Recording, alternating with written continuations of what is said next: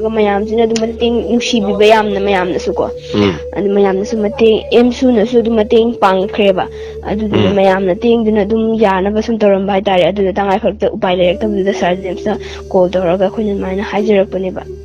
asi pung kya da no leitri sa ngasi pung baro taramatoi baro adade no koi dugi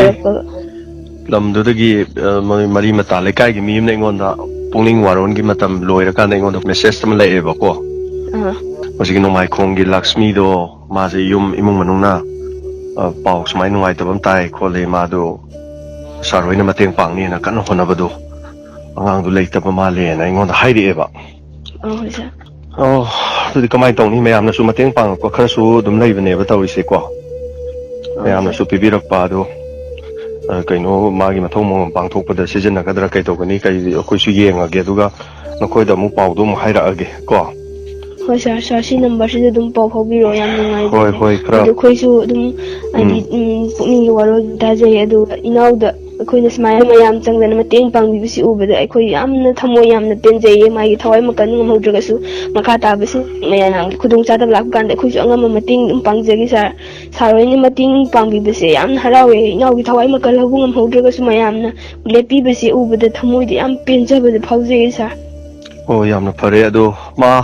nakhoi ga di unaki ba ngarang gi di unaki bro ma go kari ba masa go direct ngarang gi oina phangi bro samai tau dana nangi mateng pang bugi khot bugi diamond hairui kholi ga na tamu yo tam banang hobra nang hoda bro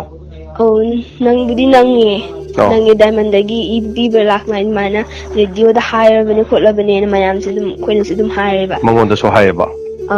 adubu ma se gyan di masana di gyan tai adubu wangang thok pudi ngamde ba okay adugo khoina chatlage nang mai to kholo chatlage khotlage habisi mi khutom mi je makhut se pairaga khamaga di dum thamme ba sakhin mo ga na hoi adamana ti dum khar tawe adu wa phaudi ngasi ni michu ba se wa so ngang gidre ba si ni michu phare do mai lai bakta tamam bani nungdi nungai te na koina kitang ngan na su khangjaram madi na khale ko ngarang khakta phone torok pani na adu mayana pang ko mateng khara kari khara adu magi mathong mangam gi haitari ko tangai padana to sing adu da kitang war mateng pang na ma khoi hona jara ge ko pau du dum haijara ge hoi sa phare adu adum sarna su hadi mayam da ko phone ji engon phone torok pa lette ba aduna ai Facebook tu su haidok jara ge adum sarna su mayam da dum haibiyo hoi khoi na so ma se thaga na ba torok hoi sa nyam ngai je tham jage sa de phare nomai khongdagi Luxmi mahaki imung manungi miyoina mahaki kidney fail oiba amade mahaki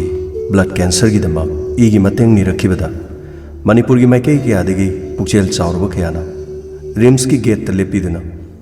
diamond gi mateng haijaruba amade imung asi awaba yengbiduna igi mateng pangnana bagi